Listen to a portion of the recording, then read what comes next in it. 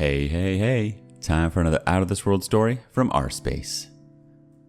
My wife of nearly 3 years has done unthinkable things. 2 weeks out of D-Day? Please help me. 30 male. Unfortunately, I have stumbled upon this forum and am looking for some support, if you'd be so kind. A bit of background. I'm 30, male, and my wife is 25, female. We've been married for 3 years and together for nearly 6 total. No children, no real assets whatsoever, more debt than there is cash in our checking. We rent a house, and I'm the primary breadwinner, bringing home roughly $4,000 a month, and she nets around $1,500. I work my butt off to provide her with the life she's accustomed to, and now facing the unthinkable. My work family is pretty tight-knit. A coworker of nearly 3 years invited me to join in a recreational soccer league, which I've played in for 2 years now.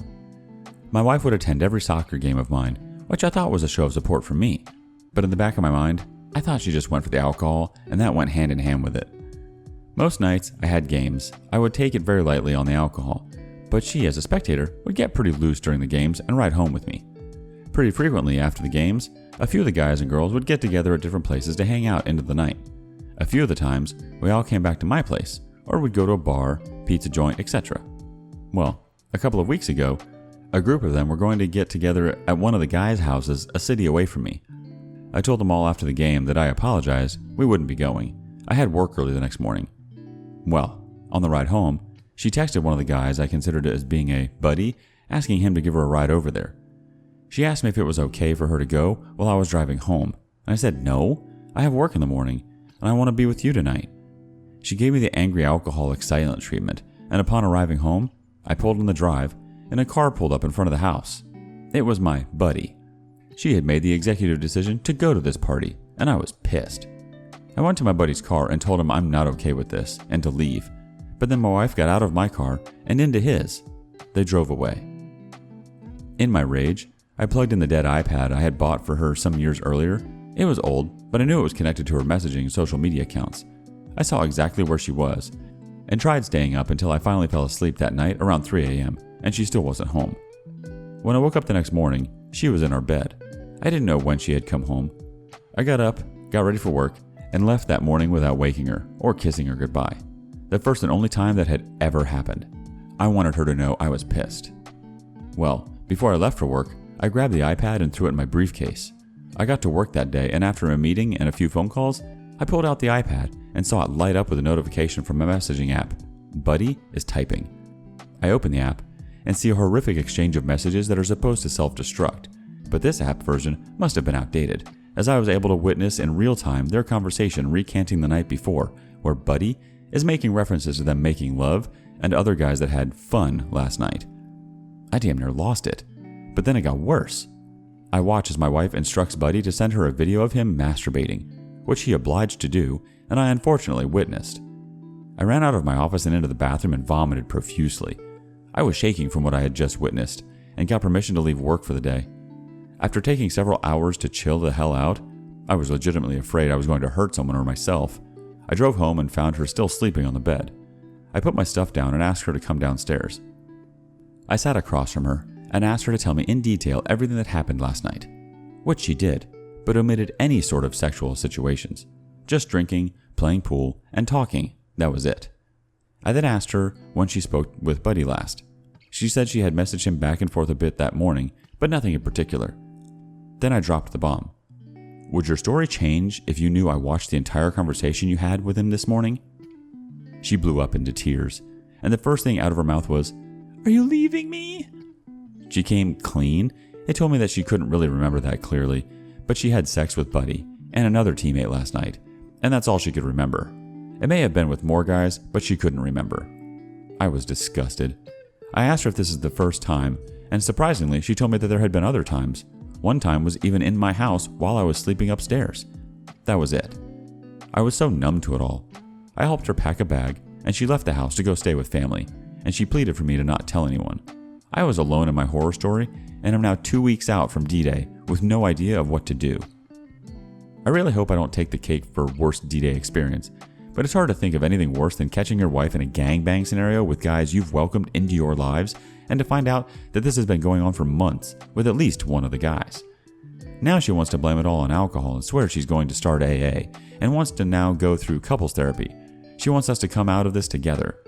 I think it's a little too late, but I'm a chump and I feel the full range of PISD, I think he meant PTSD, emotions including guilt. I don't know why. I have a meeting with an attorney tomorrow. I like to think I'm making the right move no matter how broken she is over being an alcoholic and really wanting to work this out. I can't even talk to her without imagining her being the lunch meat in a douche sandwich. I can't trust her. I'm disgusted by her actions, repeated. I deserve a heck of a lot better than that, and I'm not perfect, but why in the hell do I feel so guilty? There's no reconciling this, right? I'm not the bad guy, am I? Any support or words of wisdom are very much appreciated. I feel like an idiot writing this all out and seeing it so clearly, but it isn't easy to just stop caring about the person you were completely and fully blindsided by. Please take it easy on me. Update. Hello again, everyone. In 17 days, it will be the second anniversary of my D-Day. Honestly, when I go back and read the previous post I wrote, I can honestly say I never thought I'd make it this far in terms of the amount of time that has gone by and the healing of the pain and burden, hurt, and depression I felt because of my ex-wife's horrific actions. I've received messages from many of you caring folks asking for an update, and all I can say is be careful what you ask for. Hopefully this will be my final update as to what has taken place since the divorce became official. In case you're joining the conversation at this point, here's a bit of light reading that will get you caught up on the situation. If you enjoyed being stunned, flabbergasted, appalled, or left saying, unbelievable, read the posts below first before continuing on. Obviously, it has been quite a while since my last update, but there have been some important events that transpired that truly show how appalling a human being can be. After the divorce was finalized in February of 2019, I tried my best to go no contact, but that's easier said than done nowadays. I didn't speak to her or anything like that, but every now and then I might see a post from a distant family member of hers that I hadn't yet blocked, or a friend would unintentionally mention something they saw on a mutual friend's Snapchat, things along those lines. All of my true friends tried their best to keep these types of updates to themselves, but some news was too big to hold back. The first blockbuster came in May of 2019, when one of my best friends called me to tell me that my ex-wife was getting remarried to a guy from Tennessee. Wait, what? Yeah, it was true. My friend's husband had yet to block my ex-wife on Facebook and was able to take screenshots of events that transpired leading up to the big news. Mind you, this all took place between March of 2019 and July of 2019. Apparently, Buddy and her didn't last too long after the divorce was finalized. I don't know the specifics about that or how it ended. I kind of wish I did, but not surprising in the least. Starting in April, a string of status updates on Facebook alluded to everything happening for a reason and subversive hints that she was falling in love with someone. Poor soul. Then, seemingly out of nowhere in July, a simple picture and a caption was posted on her wall. The picture was of her and some random dude, none of whom knew or had heard of, standing in a courthouse, holding hands, rings on fingers, holding up what must have been a marriage certificate. Geotagged in California, proudly updated with her new last name, with a caption saying something along the lines of, "Excited to start the rest of my life with such an amazing man. Feeling so blessed. Look out, Tennessee, here we come." Dramatic, stupefied pause. I know that this entire story all the way back to my first post may seem unbelievable, but I can offer you no other proof than to say I'm writing down God's honest truth. These next few lines may lose some of you, but I hope if you've read this long, you have some trust in me. I felt I needed to warn you before going on. I simply could not stand the intense curiosity of the situation. I reached out to one of my ex-wife's cousin-in-laws, who I got along with pretty well, to get the rest of the story. He obliged. Her new husband was someone who she had met online and had been talking to for a few months over the phone, text, etc. Apparently, they both fell hard and fast for one another, and he proposed to her on a phone call. She said yes, and then simply couldn't wait. Within a week of the proposal, and a serious attempt by her to inform her family and invite them to attend the wedding, which took place in a very random town about 2 hours away from our hometown for some reason I do not know. He flew out to California, and the marriage took place on a Saturday. That day also turned out to be the first time that they had met face to face, but they were now man and wife. The kicker, according to the cousin, is that not one person from her family attended the courthouse wedding. Whether this was due to the lack of time to plan or lack of respect to attend, they were married unceremoniously, something I'm sure would have bothered the heck out of her. That Sunday was spent packing a moving truck with all of her belongings and they set east for Tennessee on Monday. I couldn't believe it. I've heard it from enough people by now to know that the story and timeline is true, but it was simply unbelievable at the time. That poor, poor man. If only he knew. I'm sure if he did know, he would have had the presence of mind to not get married in California, a no-fault state, where he could fall into the same situation I was facing with her. But hopefully, he was simply not informed as opposed to being that stupid. For the time being, I did the best I could to shake the idea of both of them from my mind, but I did find solace in knowing that they were moving far, far away, where I know I wouldn't have any chance of randomly running into her ever again. Summer came and went in 2019, but right in the middle of fall, another bombshell. While thumbing through Instagram, a video crept up on my screen of my ex-wife holding a plate in front of her father, him covering his eyes with his hands. Before I was able to realize what it was I was looking at, I saw that on the plate sat a single cookie covered with blue frosting. My ex-wife's voice came through and was counting down, 3, 2, 1, it's a boy, as her father uncovered his eyes. It was a freaking gender reveal video? Why am I seeing this? Her mother had just created an Instagram account, completely public, and posted this video of her husband's excitement. Apparently, Instagram's algorithm thought I'd like to see this video from someone I may know. I completely lost it. That was actually a really bad set of days and sleepless nights. The sickened feeling I had was a mix of disgust, pain, frustration, and even a bit of jealousy. It was one of my great aspirations in life to become a father, and had all of this not happened on our previous timeline, this very well could have been the time that we had a child together. It could have been my child. I could have been the one becoming a father. I'm 32 years old now. I thought I'd be one by now, much less not even on a path towards having a relationship, let alone a child. I'm a mature man, and I realize I do have some time ahead of me to achieve that dream with someone I love and am happy with. But I can't stop myself from comparing where I am in life to where I thought I'd be by now. All I can say for certain is that in this particular scenario, I'd very much rather be in my position than the soon-to-be fathers. I imagine that by now, the baby will probably be born. I've had the good fortune and good company of those around me to not have heard either way.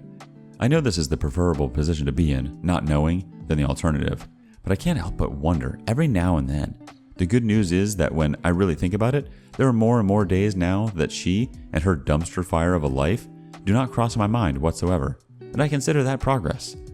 There still are bad days, which are made exponentially worse because of the stay-at-home orders, creating unbearably depressing days. I have the good fortune of currently working as an independent contractor, able to work from home on my computer, but those are very lonely days. I make a point to get out and walk, but I do miss the gym. I've gone home to visit my parents as much as I can, just to have some company that isn't talking to someone on a webinar or over the phone. I know the situation we find ourselves in is shared, and it affects all of our lives. It's not something I'm going through alone. When I get to feeling hopeless, I think back to the early days following my D-Day and how I thought I'd never make it through that. Yet I have. And I'll make it through this difficult time as well. One day at a time, one moment to the next if need be. But time moves forward, no matter how slowly it seems to be moving. I thank you all for taking the time to read my update and catch up on what's transpired. I'd like to close by offering my sincerest gratitude for those of you who commented, messaged me, and encouraged me through this entire life event. I can say without a shadow of a doubt that it was the strength of this community that saved me, encouraged me, and gave me another shot at living a happy life after avoiding the dismal experience. Thank you, thank you, thank you. Here's to another 2 years of surviving and thriving. Final update. Hello again, everyone. It's been a year since my last post, and during that time, I've had quite a few people reach out to me on Reddit looking for advice and offering their support for the experience I went through 3 years ago. There was a surge of messages when my posts were picked up by the strong, successful male YouTube channel, and rSpace, hello, and turned into videos that generated hundreds of comments from every corner of the internet and from every armchair quarterback who had an opinion about how I should have handled the situation, that they didn't believe me, etc. The audience here on Reddit remained supportive and sympathetic to what I had gone through, and has allowed me to strike up some really good conversations with folks who have experienced similar situations in their lives. The rest of the messages came from those of you who were already familiar with my story and wanted to know how I'm doing these days. So I figured I'd post again and let you know how much I appreciate each and every single one of you for helping me get through this. Every comment and message helped me in some way during the darkest of my days.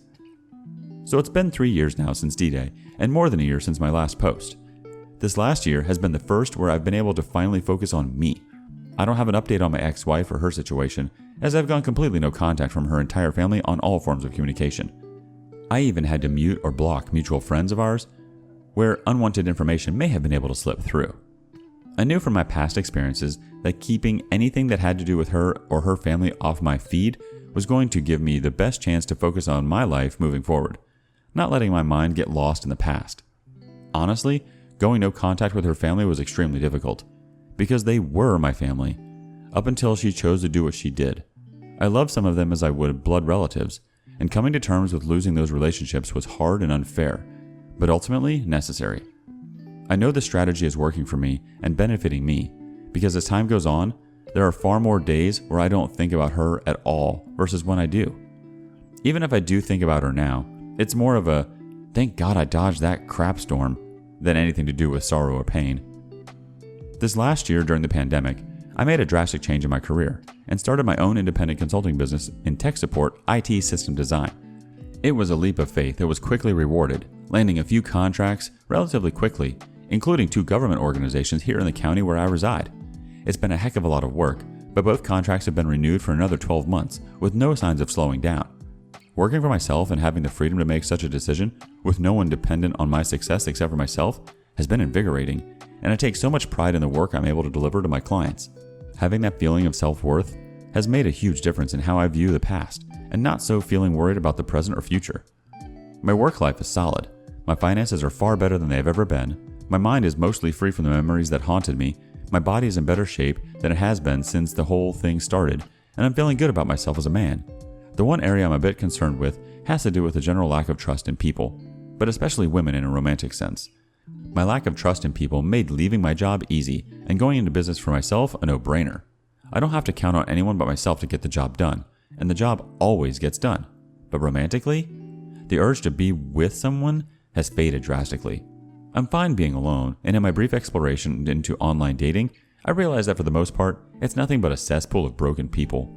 I came to this conclusion after 3 or 4 dates that turned out to be extremely underwhelming experiences with women who weren't really looking for something of substance, as their profiles would have had you believe, but rather attention-deprived women who wanted the undivided attention of men they were speaking or meeting with. I don't believe a single one of those dates I went on about a year ago were only talking to me at the time, which made me feel like I was condoning their playing the field. I've had enough of that for one lifetime. I don't mean to sound like I'm disrespectful of any women, or that I've taken a pill or am going my own way. There's a huge part of me that yearns for that connection and intimacy, and I desire to share my life with someone. However, just because I feel that way doesn't mean that I'm going to let just anyone into my life for the sake of not being alone. I'm willing to be patient, do the work I need to do to continue putting my life on its best course, and keep my eyes, ears, and heart open to the idea that I can love again someday. I have this annoying self-dialogue that pops into my head more than I'd like to admit that keeps reminding me that I'm 34 years old and I should have had a wife and kids by now and be living a happy life like all of my other friends who are paying mortgages, going on trips, doting over their children, and living their best lives seemingly. What do I have? Money in the bank? Does that make you feel better about your life? This is something I obviously need to continue working on, but I know that holding myself to some theoretical timeline in my head isn't what I need in reality. For now, I'm grateful to have the life I'm leading.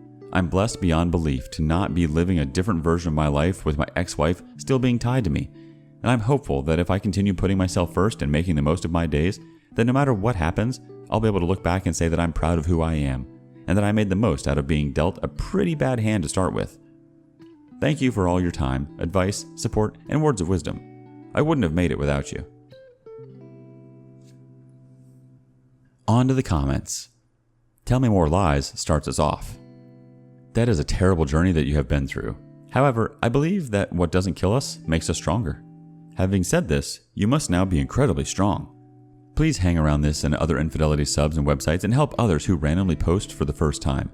You have gained knowledge that newcomers will need very badly.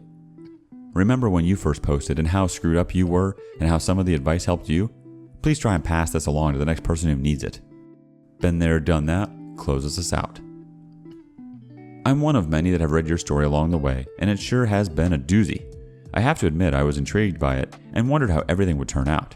So many times people would make a post and then never provide an update. It's understandable in a sense. It's hard to continually throw out the details of events in their lives that are so traumatic, but you managed to pull through it all with strength, courage, and dignity, and I admired that. It's good to see you still hanging in there to this day, and even taking the time to let us know that you're doing okay. It's too bad that your dating experiences aren't that great at the moment, but that's the modern era for you. Someday that will change, and you'll meet someone when the time is right. No need to rush. I wish you continued success in your recovery. Oh, I don't want to risk opening any old wounds, and you don't have to comment back on it, but I've been dying to point out one thing I was happy to see. After being touted as the new man of her dreams for the whole world to see, Buddy must still be somewhere sulking and feeling like the biggest fool in the universe right now. Just thought you probably got a chuckle out of that. Take care.